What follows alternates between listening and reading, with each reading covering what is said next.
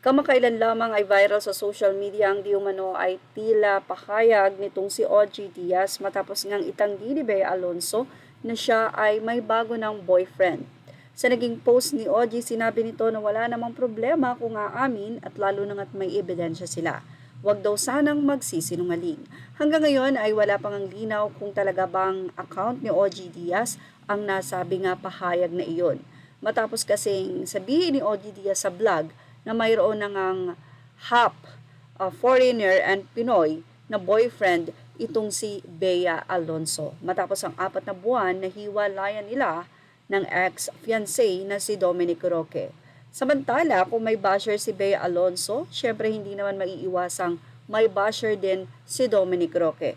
Pero bago pa yan, isa pa sa naging reason daw o tunay na rason kung bakit naghiwalay sila Bea at Dom ay dahil sa kanilang belief. Kamakailan lamang ay ipinost ni Marco Gumabaw na binautismuhan na nga itong si Dominic Roque sa simbahan ng kanyang sinisimbahan sa church. At doon ay tuwang-tuwa ang kaibigan na si Marco Gumabaw. Matagal nang magkaibigan si Marco Gumabaw at itong si Dom. Ito ang dahilan kung bakit nga daw nagkahiwalay ang dalawa dahil ayaw mag-convert sa Christianity nitong si Bea Alonso. Siguro isang reason din ay yung kung saan sila ikakasal. Parang gusto ni Bea Alonso is sa Catholic wedding while ito namang si Dominic is sa Christian wedding. So sana sabi ng ilang mga netizens, sana nag-garden wedding na lamang sila. But anyway, all is well na nga kay Dom at Bea at sa totoo siguradong magkaibigan ng dalawa dahil pareho silang mabait. Pero eto na nga ang basher ni Dominic Roque at ano nga ba ang naging reaksyon ng aktor hinggil sa pagsasabi ng basher na ito na cheater daw siya.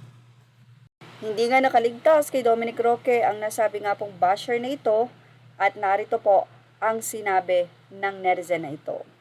Hello cheater, iniwan mo si Bea sa ere, karma is real. Doon ay nag-comment back nga itong si Dominic Roque at sinabi niyang la with laughing emoji. Anyway, alam niyo na yung rason kung bakit natawa itong si Dominic Roque dahil nga wala namang katotohanan ang galit ng ilang netizen. Umalma naman dito ang may sintang si Senyora kay Dominic Roque. Sa Facebook page nga ng sikat na character sa Facebook na si Senyora ay nag-react ito, ipinost ang nasabi nga pong basher pati na rin ang comment back nitong si Dominic Roque. Say ni Senyora, ikaw Rosalinda, tigilan mo si Dom ha, pati ako makakalaban mo. Hindi mo kilala ang binabangga mo.